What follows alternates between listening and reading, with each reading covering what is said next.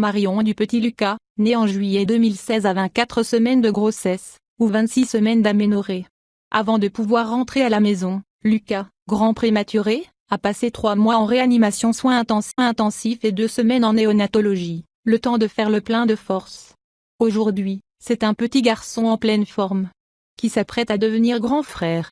Sa maman Marion est enceinte de 7 mois d'un deuxième petit garçon. Mais comment vit-on grossesse quand on a déjà vécu un accouchement prématuré? Marion a répondu à nos questions. Ce bébé est-il surprise ou désiré? C'est un bébé surprise et désiré.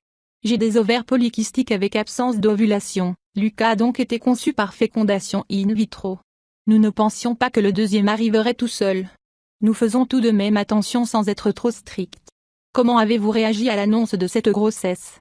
On a été très surpris, on n'y croyait même pas. Notre aînée venait tout juste de fêter son premier anniversaire. J'étais fatiguée, nauséeuse, j'avais les seins douloureux. J'ai d'abord pensé à un virus, puisque, théoriquement, je ne pouvais pas ovuler.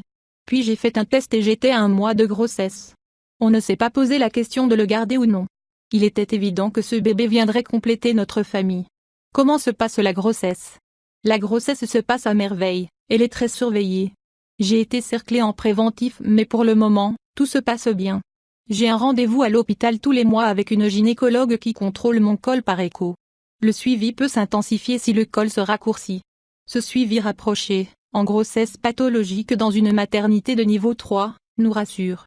Avant d'être enceinte, comment avez-vous imaginé cette grossesse? J'imaginais une grossesse très stressante et alitée. Je ne suis pas alitée mais au repos depuis le 3e mois. Je ne travaille plus. Quelles sont vos inquiétudes? Tout d'abord, comme toutes les mamans, j'avais la peur classique de la fausse couche. Les 3 mois sont passés et s'est installée la peur d'accoucher, de nouveau, prématurément. Puis j'ai atteint le terme de mon premier enfant et suis arrivée à 26 semaines d'aménorrhée. Un poids s'en est allé mais une inquiétude reste. Je pense que jusqu'à 37 semaines d'aménorrhée, on aura toujours en tête les étapes de réanimation puis néonatologie. J'ai comparé mes 2 grossesses au début, mais plus depuis les 26 semaines d'aménorrhée, tout est nouveau. Par rapport à la première grossesse, je fais beaucoup plus attention aux moindres signes, contractions, fatigue ou autres. Que faites-vous pour minimiser et dissiper vos craintes? J'écoute mon entourage qui me soutient et qui me rappelle que chaque grossesse est différente. Et le suivi en grossesse pathologique me permet d'avoir un contrôle échographique qui rassure. Comment le futur papa vit-il la grossesse? Le papa est à l'écoute mais tout autant que pour le premier. Que dites-vous à votre enfant aîné à propos de son futur petit frère? Je lui en parle régulièrement mais c'est très abstrait pour lui, il n'a encore que 19 mois. Le quotidien avec 2 enfants de moins de 2 ans vous inquiète? J'ai hâte que le bébé arrive car je suis limitée dans mes mouvements. Qu'à va être sport, mais la journée, Lucas est gardé chez sa nounou et mon conjoint ne rentre pas trop tard le soir.